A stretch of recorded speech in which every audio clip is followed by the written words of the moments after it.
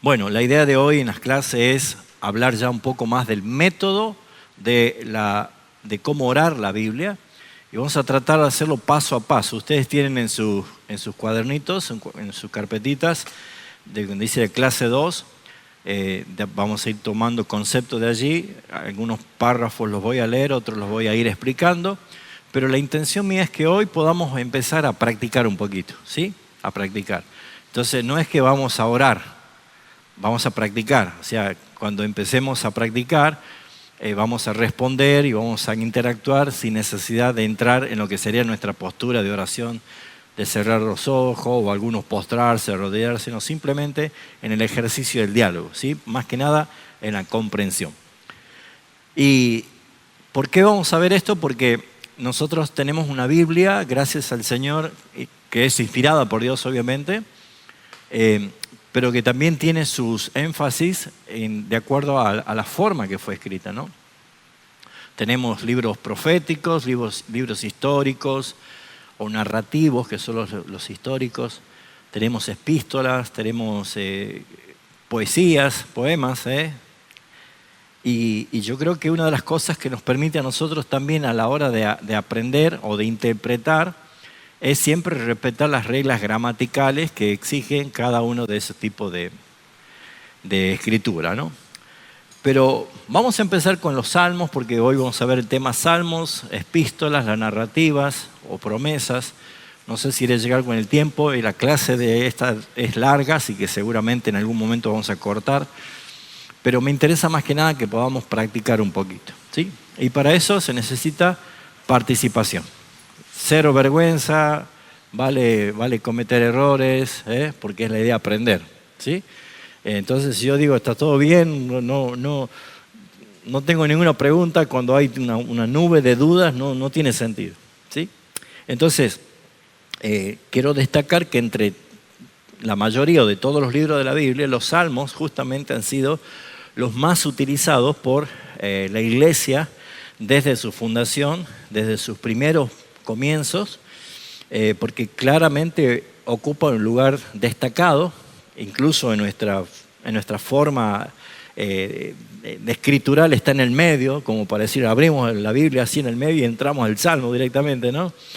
Pero claramente los salmos siempre han sido materiales muy, muy importantes para devocionales, para canciones, para oraciones, para muchas cosas inspiradas que el cristiano lo puede usar. Entonces, los salmos, al estar en el Antiguo Testamento, no quiere decir que es algo que le pertenece a la iglesia exclusivamente, sino que ya el pueblo de Israel ya lo utilizaba. Y los salmos de David, que son salmos que narran justamente momentos del pueblo de Israel, como los salmos de ascensión, cada parada que hacían cantaban salmos, y habían expresiones como esta en todo el Antiguo Testamento, ¿no? Y también se conoce como los salterios, ¿no? Y eso es importante ver que este libro abre la puerta a las motivaciones y que nos desnuda el corazón del salmista, porque, como dije en la clase pasada, David tiene una brutal honestidad en los salmos, ¿no? Cuando está enojado, cuando está triste, está triste, cuando está eufórico y canta alabanza, cuando está pleiteando, lo hace. ¿Y por qué está escrito así? Para que aprendamos simplemente de que esa es la forma que Dios quiere que nosotros podamos llegar a Él, con honestidad, con transparencia, con sinceridad. Entonces nosotros encontramos, allí en los salmos encontramos alegría, lamento, súplicas, confesión, adoración, cuestionamiento, y lo que vemos nosotros es que esto lo que hace es reflejar justamente una expresión genuina, que es la que nosotros muchas veces omitimos en el tiempo de oración, porque probablemente actuamos una oración, ¿no? Y más si es una oración pública, ¿no? No todos oran públicamente. Algunos directamente dicen, no, yo no voy a orar en voz alta a la iglesia. No quieren saber nada con orar en voz alta. ¿Te animarías? ¿Quién se animaría, no? Pero otros tal vez se reducen a un grupo pequeño, para orar en un grupo pequeño, y capaz que sí, hay un pocos. Entonces, cuando uno tiene que orar públicamente, a veces nos vamos más a elaborar nosotros las propias palabras, las propias ideas, el énfasis que le vamos a dar a la oración, porque lo que queremos es que los que nos escuchan digan amén. Pero no olvidemos que no es la oración para nosotros, es para nuestro Padre, para Dios. Entonces orar de esa dirección, muchas veces nos olvidamos de nuestra honestidad, de nuestra sinceridad, porque probablemente ninguno de nosotros en una oración comienza diciendo, Señor, ¿dónde está tu promesa que decía que nos ibas a bendecir? ¿Te has olvidado de nosotros, Señor? ¿Ya no te acordás de mí, Señor? No empezamos oración así, no hacemos oración así. Nosotros buscamos más que nada llegar con una oración y que wow. Y si hay este tipo de oraciones en los salmos, es porque tal vez deberíamos nosotros empezar a entender de que Dios mira el corazón, Dios quiere el corazón entregado de una manera genuina y sincera, ¿no? Así que en esta expresión de oración, Dios nos dio un lenguaje inspirado para cada estado del alma. ¿Sí? Sinceramente, lo que están acá, solamente lo que están acá, en una sola palabra, ¿cómo es el estado hoy de tu alma? ¿Alegre, triste, cansado, decepcionado, enojado? ¿Se animan algunos a decir? Aflicción. ¿Cansada? ¿Alegre?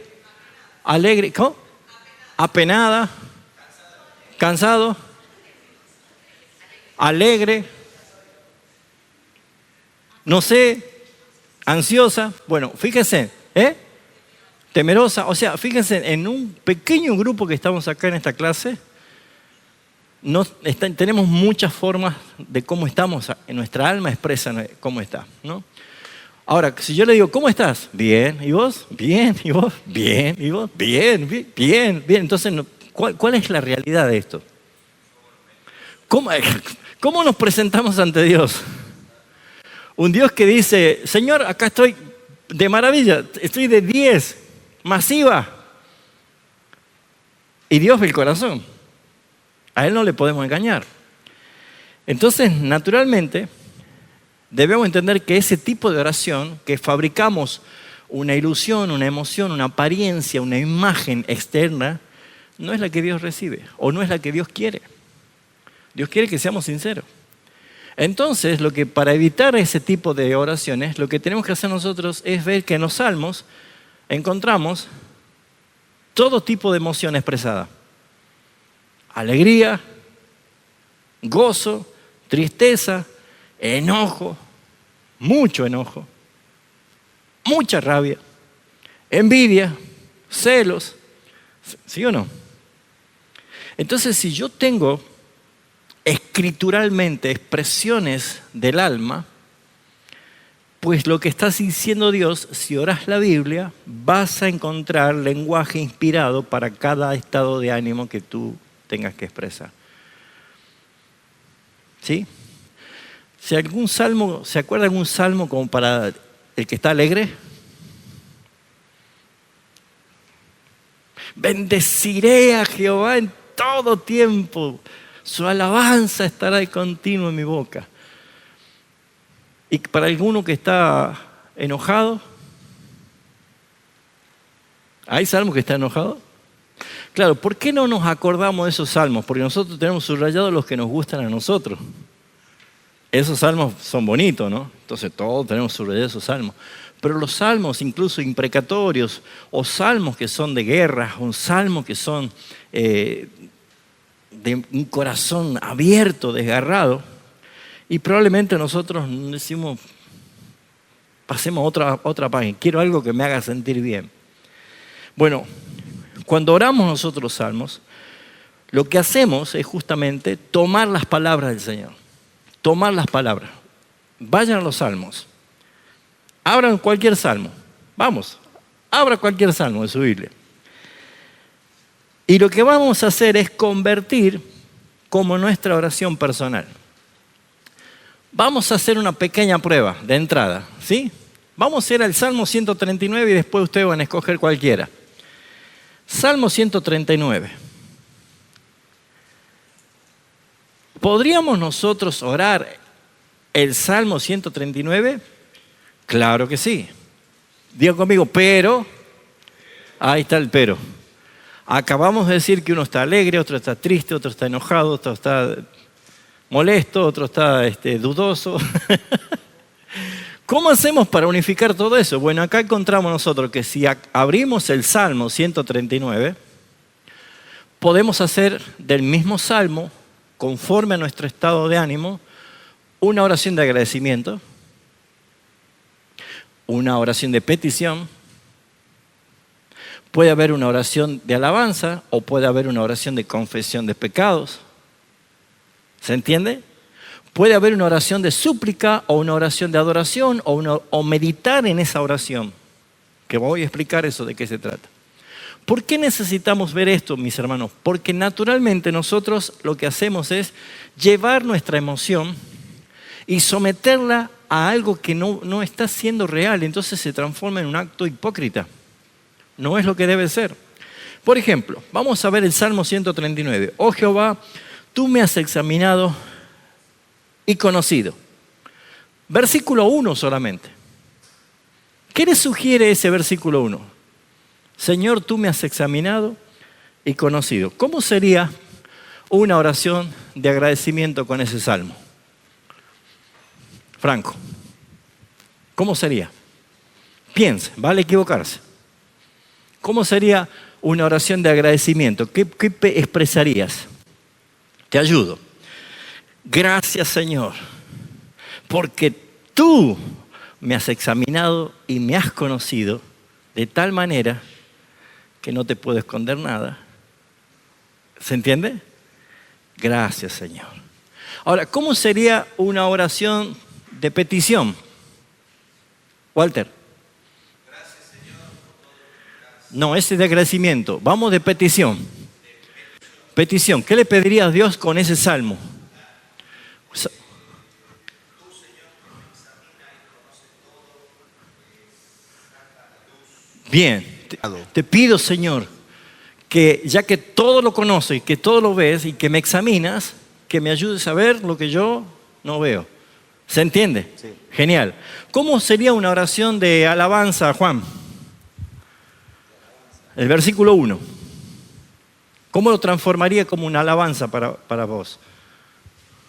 Oh Señor, te alabo porque tú me conoces. Bien. Y examinas todo lo más profundo de mi corazón. Bien. Listo.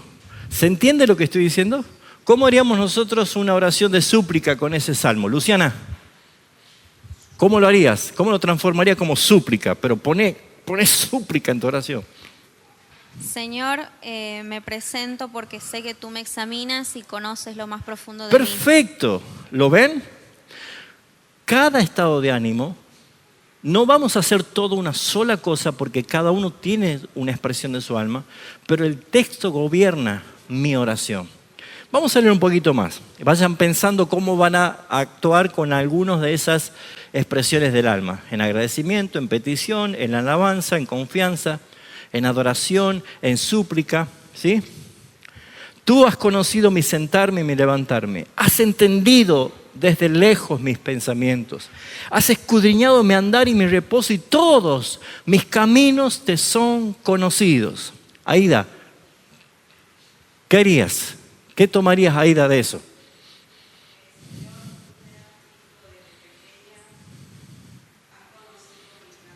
Ajá. Bien. Que sacas a la luz todas las cosas, Señor. Ajá.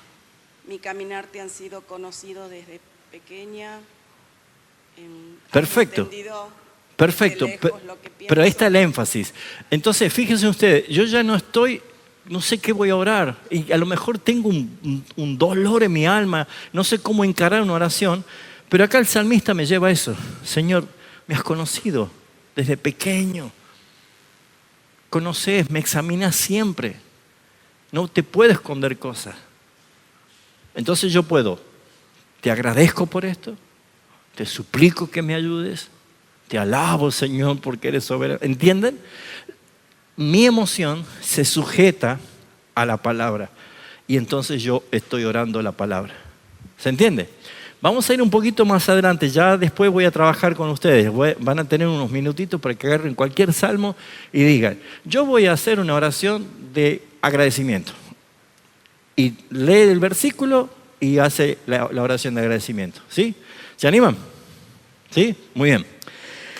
Cuando oramos nosotros los salmos, tomamos sus palabras y convertimos nuestra oración en oración personal.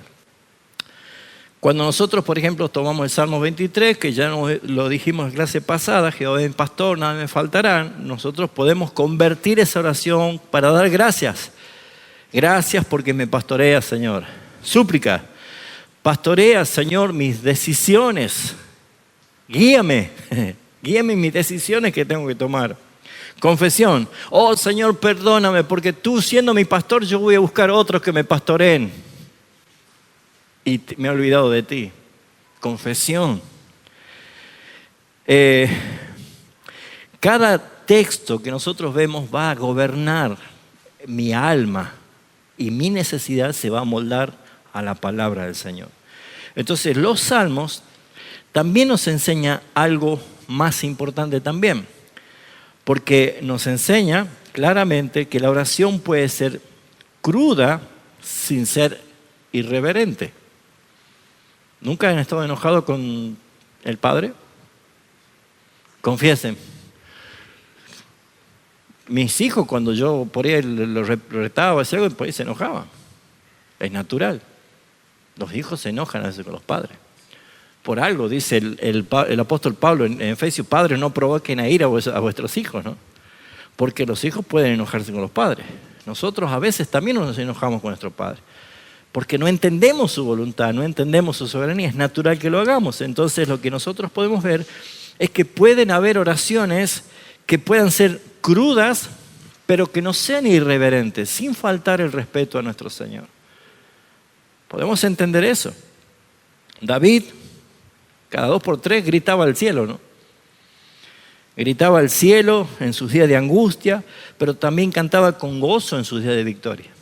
Él lo hacía claramente y lo expresaba. Si hay algo que tenía David era que era un alma transparente, la podíamos ver en cómo se expresaba en los salmos. Y no vamos a ponderar a David como el mejor hombre, porque no fue el mejor hombre, es Cristo, todo apunta a Cristo. Pero nosotros podemos ver a través de esas personas que han sido puestas en las Escrituras, que son como ejemplos para que nosotros podamos observar. Y por eso es que nosotros vemos esa sinceridad. Cuando está santificada, cuando está guiada por el Espíritu, va a liberar al creyente de una rigidez y una postura religiosa, fariseica, hipócrita, actuada, maquillada. Nos libera, nos libera. Incluso cuando sos conmovido y tenés ganas de llorar. Tenemos que entender nosotros, hermanos, que la palabra es viva y es eficaz. Por eso es que nosotros podemos orar así, oraciones que inspiran los salmos. Porque Dios pone sus santas palabras en nuestra boca y moldea nuestro corazón para expresarla. ¿Sí? Van a tener ahora 3 minutos, solamente 3 minutos para que agarren cualquier salmo, cualquier versículo, lo lean y preparen o una oración de agradecimiento, de petición, de alabanza, de confesión, de súplica, de adoración. Vamos, 3 minutos, solamente 3 minutos. El que lo vaya teniendo dice, ya tengo uno, con libertad.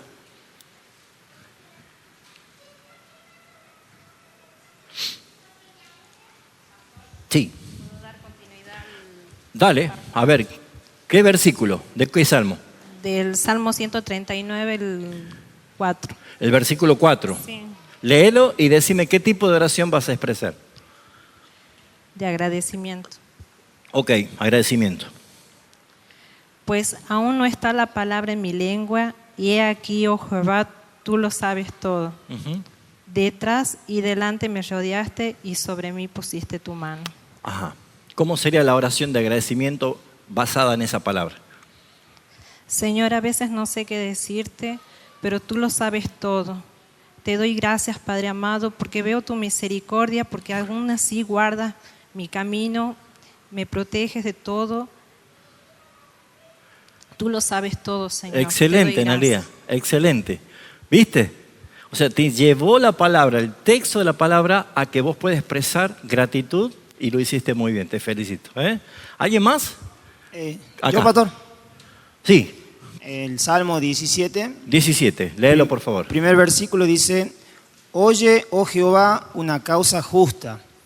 Está atento a mi clamor.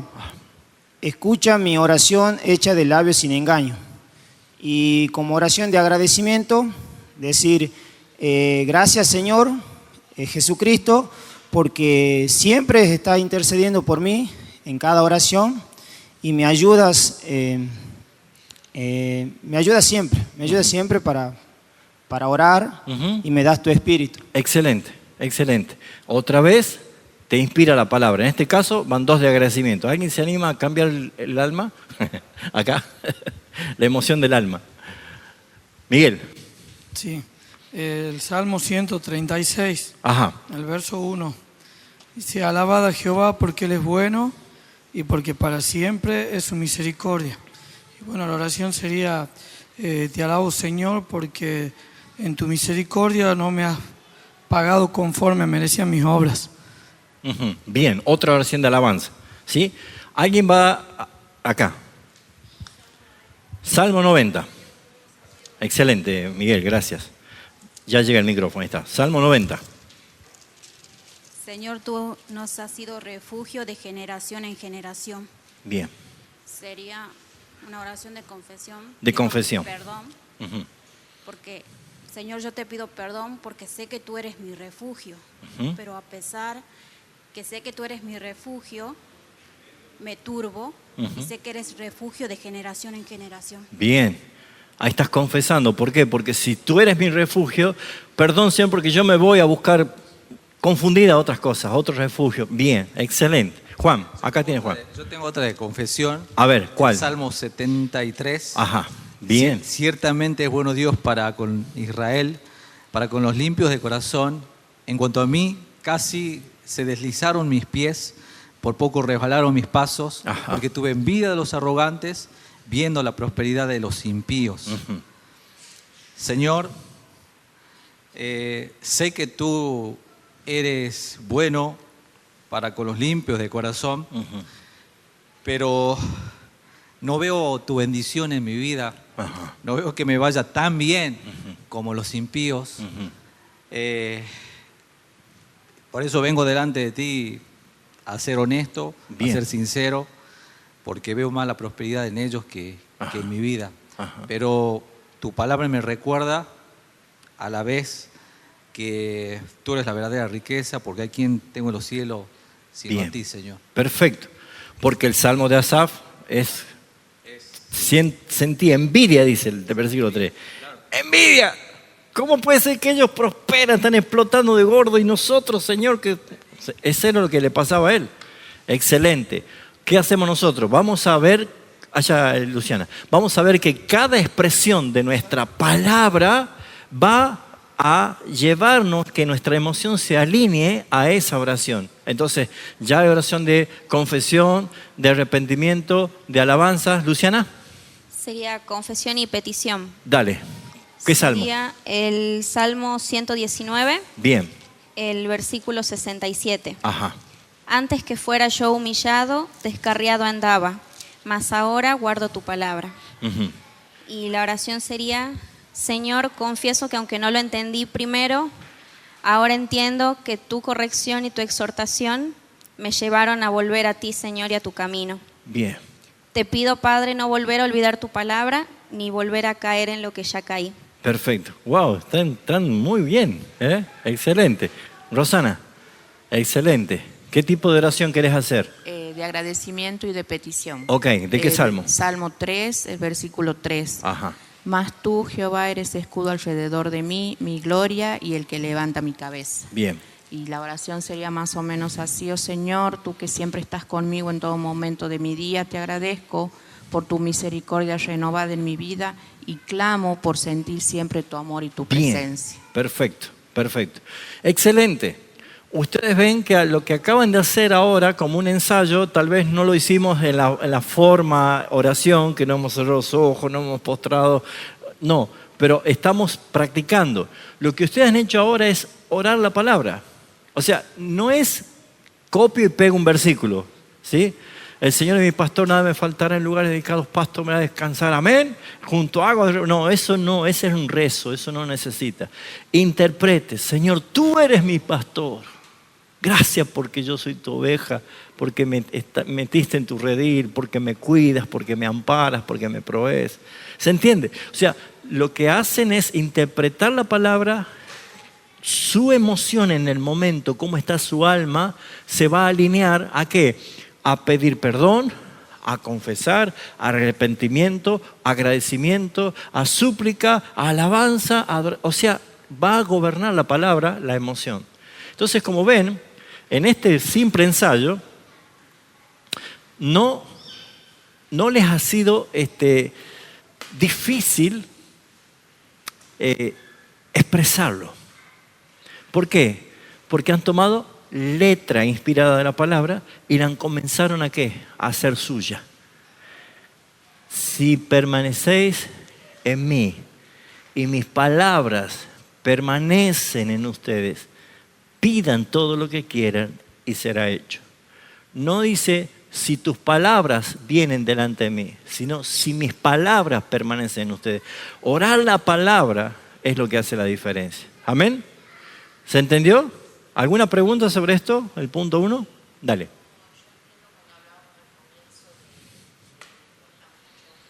Sí.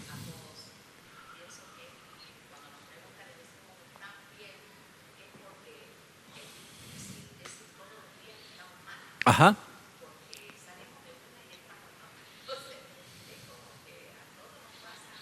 Seguro.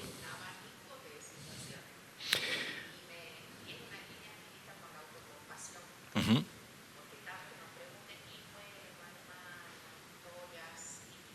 Uh-huh. Se transforma exactamente. Cuando ustedes, por ejemplo, se junten con algunos hermanos, un grupo pequeño, a tomar mate con algún hermano y abren la Biblia en un Salmos, ustedes leen un Salmo, comparten el Salmo y ustedes naturalmente pueden decir, ¿te gustaría que oremos el Salmo este? ¿Se entiende? Entonces, cuando vos ores y sabés cómo está ese hermano, a lo mejor está pasando pruebas, está pasando un momento difícil, está contento, vos podés percibir o hablando saber cómo estás, ya llevás a la oración ese salmo de acuerdo a cómo se siente y cómo se expresa su alma. ¿Se entiende? Las epístolas, ¿qué son las epístolas? Las cartas, Nuevo Testamento, las cartas, son las cartas apostólicas que nosotros tenemos en la Biblia. Y a veces pensamos que no podemos orar las cartas apostólicas. ¿Cómo vamos a orar? Pero sin embargo, nos ofrecen a nosotros un modelo claro para la oración también. Porque nosotros vemos que Pablo oraba mucho. Y en esas oraciones, por lo general, eran oraciones doctrinales o peticiones doctrinales. Y esto sí que va a cobrar mucho sentido porque, por ejemplo, teológicamente a lo mejor todos no entendemos todo. Hay cosas que no las entendemos.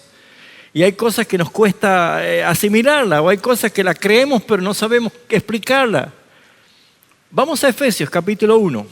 Y vamos a tomar un ejemplo de lo que nos ayuda a orar como Pablo oraba y haciendo peticiones doctrinales centradas en Cristo, orientadas directamente al crecimiento espiritual del cristiano, porque Pablo no ora por necesidades inmediatas. Él podría decir, Señor, sácame de la cárcel. Nunca oró así. Y murió en la cárcel, lo decapitaron. Nunca oró así. Pero él desde la cárcel oraba para que los hermanos tengan ánimo, tengan valor, que el Señor afirme en su fe. Fíjense ustedes qué importante lo que dice Pablo en Efesios 1. ¿De qué habla Efesios 1? El capítulo 1, desde el versículo 3 al versículo 14, está hablando de algo teológicamente profundo, de que todas las bendiciones espirituales que nosotros buscamos, queremos o anhelamos están en Cristo. No hay nada fuera de Cristo. Eso está diciendo Pablo. ¿Cuántos quieren bendiciones? Y todos, ¿dónde están las bendiciones? Y empezamos, no, en Cristo. Si te encontrás en Cristo y descubrís a Cristo, en Cristo están todos. Él dijo, el que tiene el Hijo tiene todo, el que no tiene el Hijo no tiene nada. Ahora, en todo lo que Pablo está revelando de cómo fuimos salvados, escogidos por el Padre, Cristo nos dio redención por su muerte, el Espíritu Santo nos aplicó la redención y nos habla que fue un afecto, una muestra de afecto, de amor, de una obra soberana que Dios nos escogió dentro de la fundación del mundo, sellados por el Espíritu, prioridades del Señor. O sea, es una tremenda declaración doctrinal. Pero, ¿qué hace Pablo? Versículo 15. Por esta causa también yo, habiendo oído de vuestra fe en el Señor Jesucristo y de vuestro amor para con todos los santos, no ceso de dar gracias. ¿Qué oración hacía Pablo? Gratitud. De dar gracias por vosotros, haciendo memoria de vosotros en mis oraciones, para que el Dios de nuestro Señor Jesucristo, el Padre de gloria, os dé, ¿qué está haciendo ahora? Petición. Espíritu de sabiduría y revelación en el conocimiento de Él. Sigue pidiendo, alumbrando los ojos de vuestro entendimiento, para que sepáis cuál es la esperanza que Él os ha llamado y cuáles las riquezas en gloria. ¿Qué está diciendo Pablo? Les acabo de contar semejante profundidad doctrinal, pero a lo mejor quedaron así. Pero yo no dejo de orar para que el Señor les ilumine los ojos de su entendimiento, para que se den cuenta lo que ya tenemos. Hermanos, si nosotros mismos oramos así, Señor, cada vez que aprendemos la palabra, cada vez que nos instruye, son cosas doctrinales tan profundas que a veces me queda acá y no la puedo bajar ni acá ni acá. ¿Qué le debemos pedir al Señor? Versículo 18. Que alumbre los ojos de mi entendimiento. Señor, ahí está, ¿ven? ¿Lo ven? Señor, tantas enseñanzas tenemos en la iglesia, tantos recursos teológicos que tenemos hoy en día, posibilidad de estudiar los mejores seminarios del mundo tenemos hoy en día. ¿Saben ustedes eso? Claro. Pero ¿de qué sirve si yo no recibo esa iluminación de mi entendimiento por la obra del Espíritu? ¿Cómo se ilumina mi entendimiento?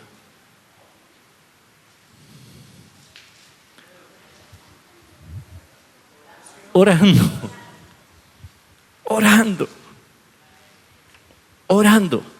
¿Qué hace Pablo?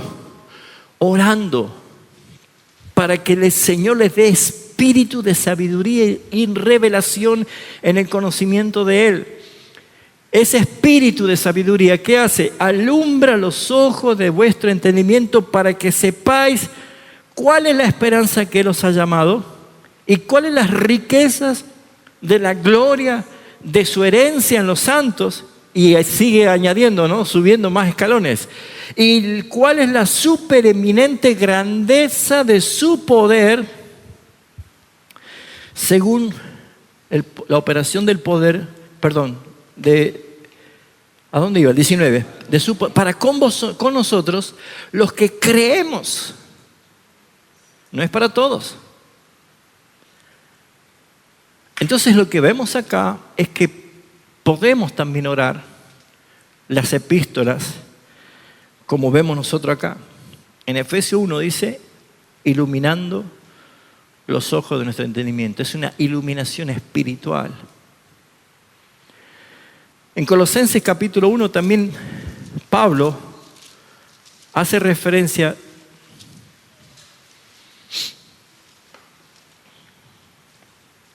¿Lo ven al subtítulo del versículo 3 en su Biblia? ¿Qué dice? Pablo pide que Dios les conceda sabiduría espiritual.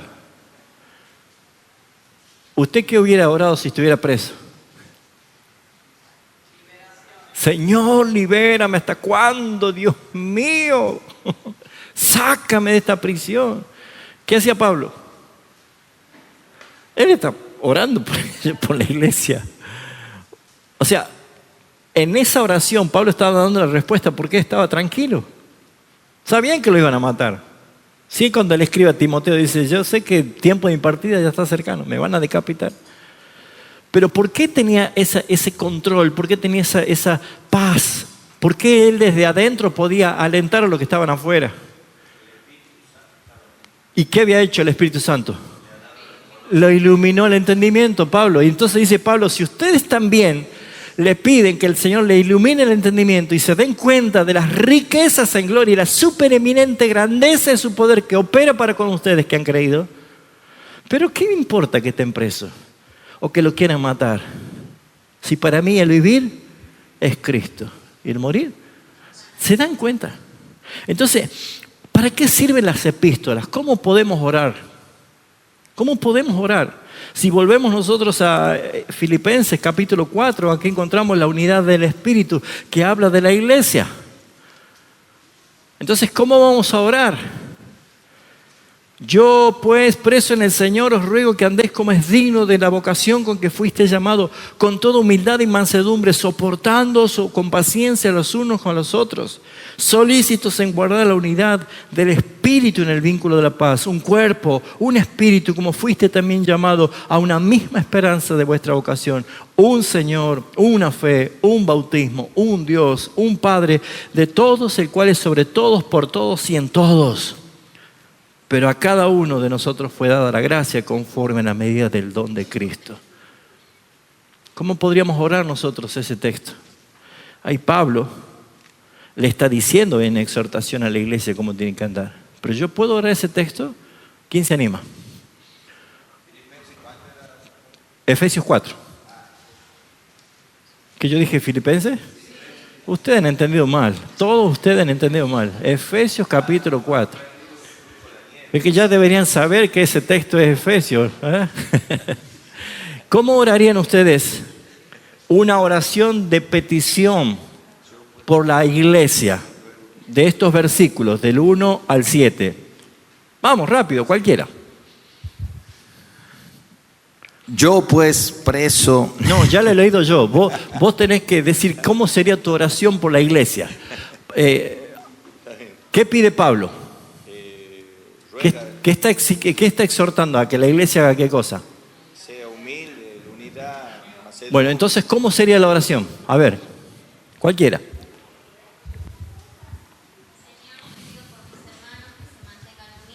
Ajá. Señor, te pido por mis hermanos que se mantengan unidos, que conserven, Señor, un carácter humilde, Ajá. que sean mansos de espíritu y que puedan, Señor, mantenerse en tu espíritu como un solo cuerpo en Cristo. Ajá. ¿Y vos no sos parte de la iglesia? Sí, también. Entonces, ¿por qué decís que se mantenga? Y si, Señor, nosotros, ¿entienden? Bueno, siempre en la oración, cuando hablamos de orar, es importante que nosotros seamos movidos, ¿por qué? Por la palabra. ¿Cuál es el énfasis? Un cuerpo, una iglesia, una familia, un Señor, un espíritu, un bautismo. Entonces, ¿cómo es tu oración? Todos. Señor, te rogamos por nuestra iglesia. Que seamos prontos para perdonarnos, para amarnos, para exhortarnos, que no haya división en nosotros. ¿Qué estamos orando? Y soportándonos. ¿Se entiende? ¿Se entiende? Genial. Entonces, ¿qué vemos nosotros acá? Que orar epístolas significa transformar peticiones a nuestras peticiones. Por ejemplo, que sean fortalecidos en el poder del hombre interior. O Señor, fortalece mi corazón frente a la tentación. Las cartas de Santiago, las cartas de Juan. Encontramos que si confesamos nuestros pecados, Él es fiel y justo, ¿no? ¿Cómo oramos allí? Señor, si en algo te he ofendido, perdóname. O si en algo, ¿no? Vio que suele haber ese tipo de oraciones, ¿o no? Algunos todavía siguen orando así. Pero ¿qué dice la palabra? Que todos hemos pecado. Entonces, si oramos confesando nuestros pecados, Él es fiel y justo. Entonces, ¿se entiende, no? ¿Cuál es el énfasis? Bien. ¿Qué hora es? Wow. ¿Vamos bien hasta acá? Tenemos muchas cosas más. Yo quiero que quede algún tiempito para practicar, pero dije hoy no vamos a terminar la clase 2, ¿sí? Pero ¿Alguna pregunta sobre epístolas? ¿Se entiende cuál es el énfasis de orar las cartas apostólicas?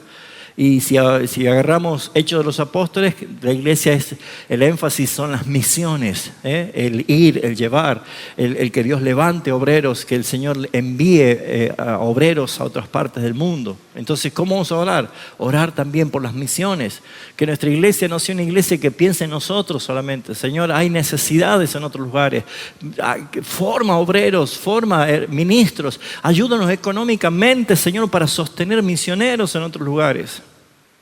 La oración tiene que ser así, conforme a lo que nos guía la palabra. Bueno, ¿qué son las oraciones narrativas? ¿Sí? Todo Antiguo Testamento, las historias, las narraciones históricas que tenemos, como la historia de Daniel, José, de Nehemías, la reconstrucción de los muros, David con Goliat y cuántas historias que nosotros tenemos, ¿no? Entonces, las narrativas bíblicas no siempre traen peticiones explícitas, pues no vemos en todas que haya una oración específica, pero sí en la historia nos puede mostrar quién es el Dios que salió favoreciendo a ese momento. Bueno, ese es mi Dios, no ha cambiado, ¿sí? El que tapó las bocas de los leones es mi Padre. El que abrió el mar para que pase el pueblo en seco es mi Padre. El que hizo caer maná del cielo es mi Padre. O sea, ese Dios del antiguo pacto no es otro Dios, no es el Dios de los hebreos. Es mi Dios, es mi Señor. Entonces, si Él pudo hacer esto, o si el Señor actuó así de esa forma, o si Él hizo de esta forma providencial, ¿para qué está escrito? Para nuestro ejemplo, para el testimonio de qué es lo que hace el Señor. Entonces, lo que nosotros podemos ver es que nos ofrecen a nosotros escenarios que revelan el carácter de Dios. Nunca podríamos conocer cómo es el carácter, los atributos de Dios, si no vemos las historias narrativas del Antiguo Testamento. ¿Sí o no? Que la gente está preocupada por un terremoto, y por la lluvia, y por las inundaciones. Y ahora ya que el calentamiento global, ¿no? Y la gente está desesperada. No podemos orar nosotros al Dios creador del cielo y de la tierra, Señor, que tiene autoridad y que todo domina. Si no, eche una mirada a los Salmos o vaya a ver lo que habla Job. Cuando Dios le empieza a preguntar sobre su creación, las olas en gran ímpetu, con estruendos, ¿cómo llegan a la orilla del mar? Como una espumita. ¿Quién le puso el límite? Soberanía de Dios en su creación, en todas las cosas que nosotros podemos observar. Por eso, mis hermanos, es importante que cuando uno vaya a leer una historia del Antiguo Testamento, vea que esas narrativas bíblicas no son historias para entretenernos. Es para ver el énfasis que está dando esa historia de, primeramente, el enfoque de la condición caída que tiene cada ser humano. O sea, cuál es el problema que existe en esa historia y cómo Dios aparece como redentor para solucionarlo. Entonces, lo que vemos nosotros es que si Dios hizo esto, Él es poderoso para hacer lo mismo o como Él en su voluntad quiera hacerlo. ¿Se entiende? O sea, no quiero que mañana se vaya o enseguida se vaya al lago del Parque de Julio y diga, yo voy a caminar sobre el agua. Ahí voy, Señor. No, porque se va a ahogar. Porque hay casos únicos y irrepetibles. No vaya al zoológico de San Pedro a meterse en la jaula de los leones para ver si Dios le va a tapar la boca. Lo van a masticar. Porque no se trata de eso. ¿Se entiende? Porque no debemos mirar donde la historia quiere que miremos, sino que miremos al Dios de la historia que soberanamente actúa, para que entendamos nosotros que Él está en control de todas las cosas. Entonces podemos orar.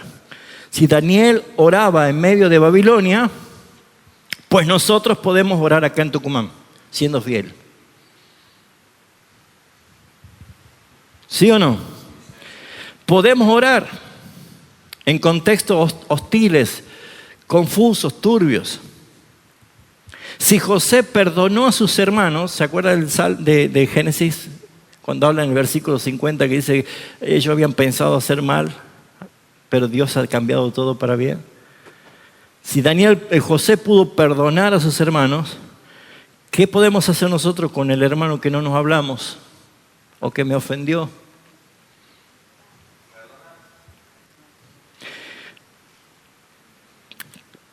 Podemos nosotros tener esa misma condición, pero siempre dirigiéndonos en esa historia cómo nos lleva a nosotros a hacerlo.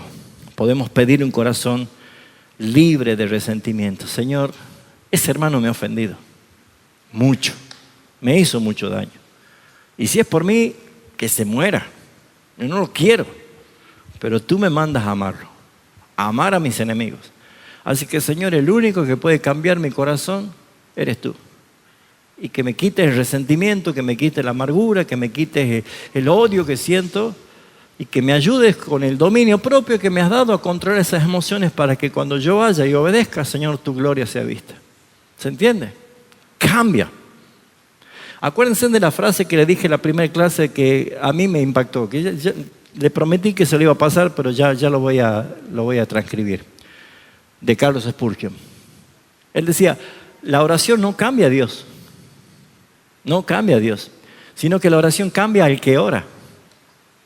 Porque Dios es soberano, Dios no está improvisando, no está haciendo cosas a ver cómo me sale. Dios, todas las cosas, según el Salmo 139, 16, dice, en tu libro estaban escritas todas aquellas cosas que fueron luego formadas, sin faltar una de ellas, porque Dios es un Dios eterno y soberano. Desde antes de la fundación del mundo decretó todas las cosas, por lo tanto Él no va a cambiar sus planes.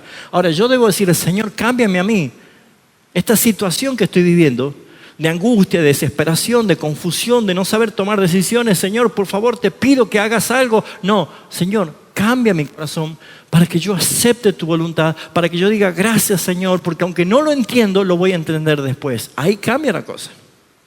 ¿Se entiende? Por eso es que nosotros vemos ejemplos. Nehemías construyendo una ciudad. Podemos nosotros orar por la restauración de nuestra comunidad. Acá en las iglesias evangélicas en Tucumán, ojalá que todas entremos en un proceso de revitalización y sanidad. Pero en Tucumán, en Argentina, en América, en el mundo, las iglesias por lo general predominan en burladores de Dios. Muy pocos son los que son fieles al Señor. Y da pena por el maltrato que se hizo con las cosas, usando el nombre del Señor en vano. Entonces, ¿cómo? ¿Nos tenemos que resignar? No. Aviva tu obra, Señor, en medio de los tiempos. Señor, hazla conocer. Aviva tu obra, avívanos, Señor. Vuélvenos el gozo de tu salvación. Vuélvenos el gozo de tu salvación, Señor. Que un espíritu noble, recto nos guíe, nos ordene, Señor. Clamar por las iglesias en Tucumán. Clamar por pastores. Hay pastores, como ya Ezequiel habla de pastores que se engordan en sí mismos, que se sirven de las ovejas. Eso ya lo decía Ezequiel. Falsos profetas que dicen cosas que han soñado, que vienen palabras de Dios que Dios no dijo.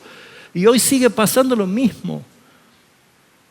Y el mensaje de ayer era, el Señor no va a dejar caer ninguna de sus palabras.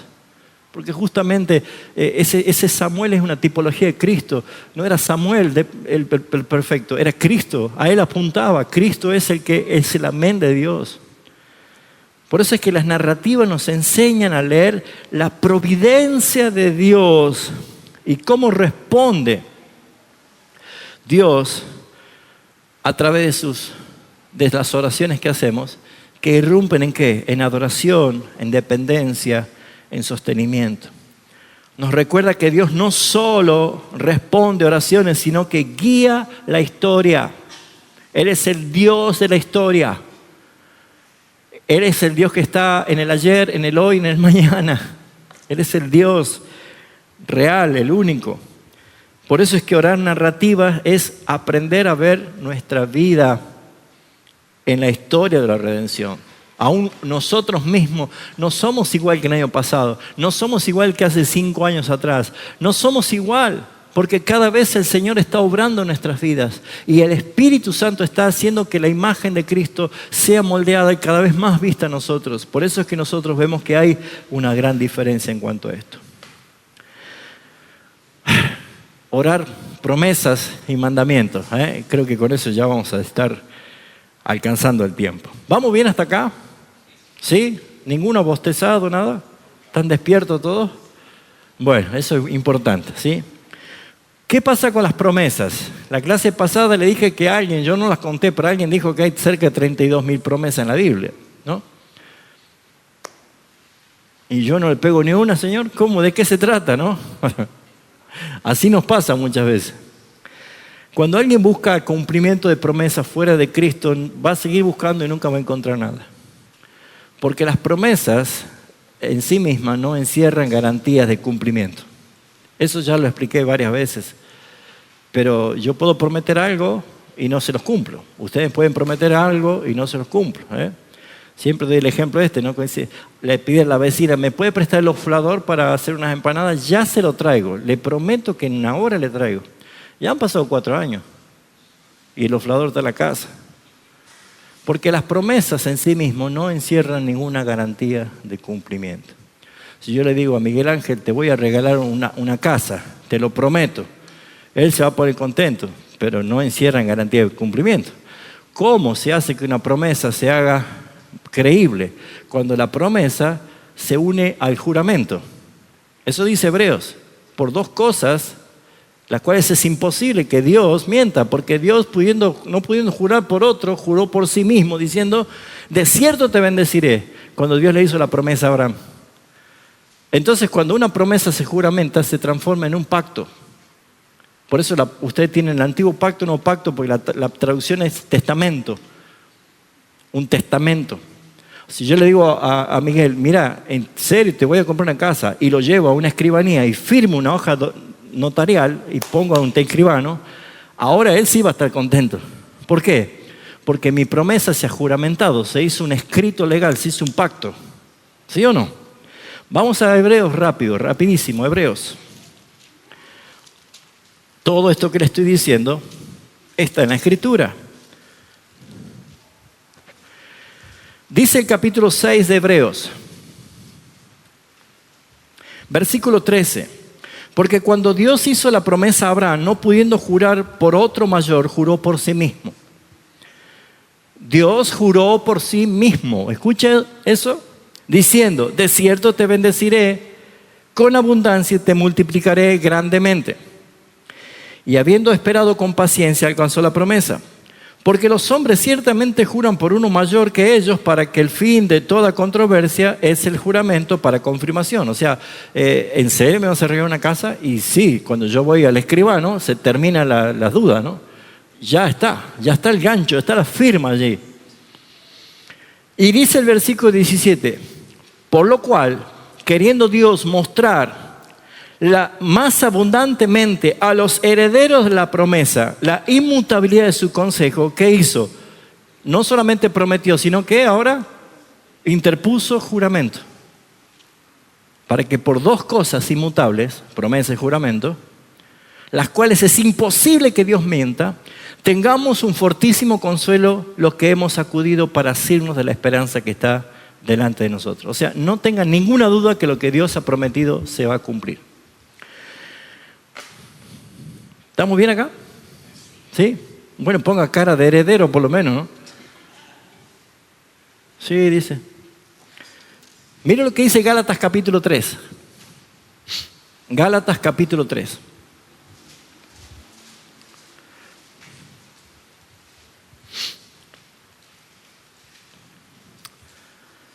Versículo 15. Hermanos, hablo en términos humanos. Un pacto, aunque sea de hombre, una vez ratificado, nadie lo invalida ni le añade. Ahora bien, escuche, a Abraham fueron hechas las promesas. Ahí están todas las promesas. A Abraham y a su simiente. Y aclara Pablo, no dice a las simientes como si hablase de muchos, sino como de uno, y a tu simiente. Y dice claramente allí, ¿lo ven todos? La cual es Cristo. ¿Dónde está el cumplimiento de todas las promesas? En Cristo. En Cristo. Si alguien está buscando promesas fuera de Cristo, siga buscando. Una eternidad no la va a alcanzar. Porque según Deuteronomio 28 dice que las bendiciones vienen, te alcanzan, te siguen y te alcanzan cuando vos obedeces. Pero las maldiciones vienen y te alcanzan si vos no obedeces. Ahora, todos nosotros somos obedientes por naturaleza, ¿no es cierto? No. Por eso que estábamos bajo maldición. Pero ¿quién vino a obedecer perfectamente? Cristo. Y en Él están todas las bendiciones. Por eso dice Pablo en Gálatas, y deja claro que todas las promesas están en Cristo. Volvemos a Hebreos, por favor. No solamente Él interpuso juramento a su promesa para que podamos tener certeza y confianza de que va a cumplirse. En el capítulo 8 vemos nosotros de que... Voy a leer el 7 para no ir tanto. Dice el versículo 20. Vamos al 22, no quiero perder tiempo, si quiero ir específicamente. Por tanto, Jesús, hecho fiador de mejor pacto, saben que ahora ya no es el testador que ha hecho las promesas y las juramentado en Cristo, ahora Él es fiador. ¿Sabe qué es un fiador? Es el escribano que después que muere el testador dice, esto te corresponde a vos, esto te corresponde a vos. Ese es el fiador, el que hace la tarea legal. Bueno, ¿quién es el fiador? Jesús es el fiador. ¿Por qué? Porque Él es sumo sacerdote.